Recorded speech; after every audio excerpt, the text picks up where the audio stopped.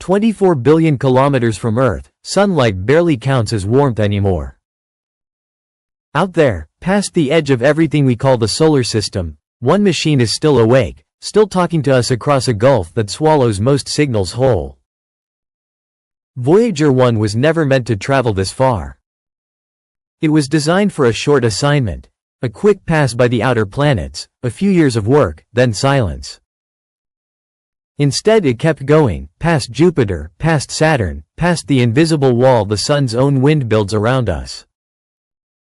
And now, alone in the space between stars, it's picking up something no human instrument has ever detected firsthand.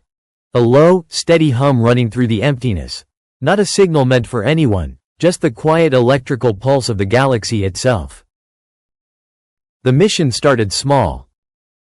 Launched in September 1977, Voyager 1 was built to study Jupiter and Saturn, take its pictures, send its data, and finish.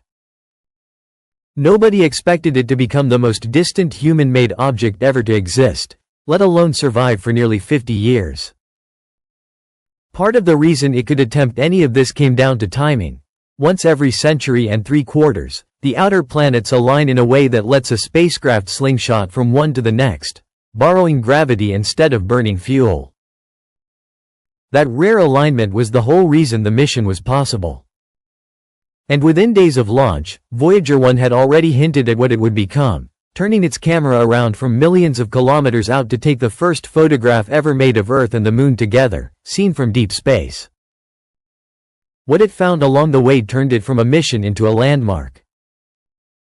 At Jupiter in 1979, it confirmed the Great Red Spot was an actual storm, one bigger than our entire planet, and one that had been raging for centuries. It spotted a faint ring system around Jupiter almost by chance, found new moons, and on Io it witnessed something never seen before beyond Earth.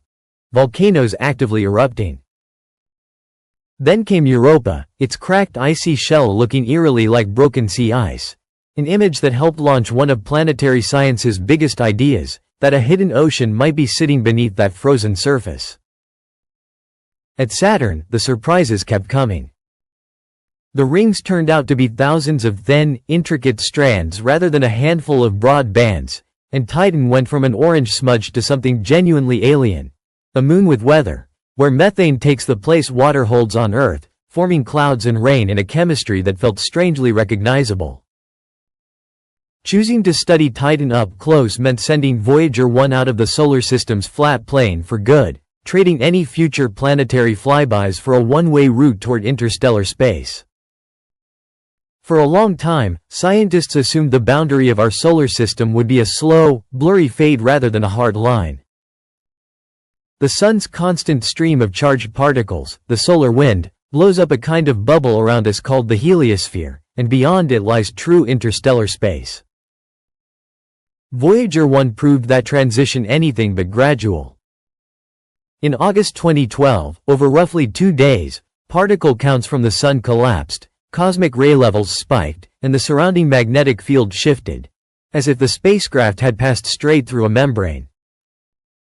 It was the first time anything built by humans had crossed into interstellar space, and what greeted it wasn't emptiness.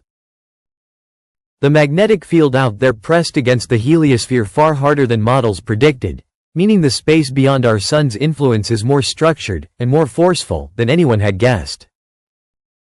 The strangest discovery came later. Between 2017 and 2020, Voyager 1 picked up a persistent low tone, near 3 kHz. Not a burst or a one-time flare, but a steady presence, a plasma wave rippling through the ionized gas between stars. It isn't sound the way we normally think of it, it's an electromagnetic vibration, and its frequency reveals something concrete, the density of the plasma itself.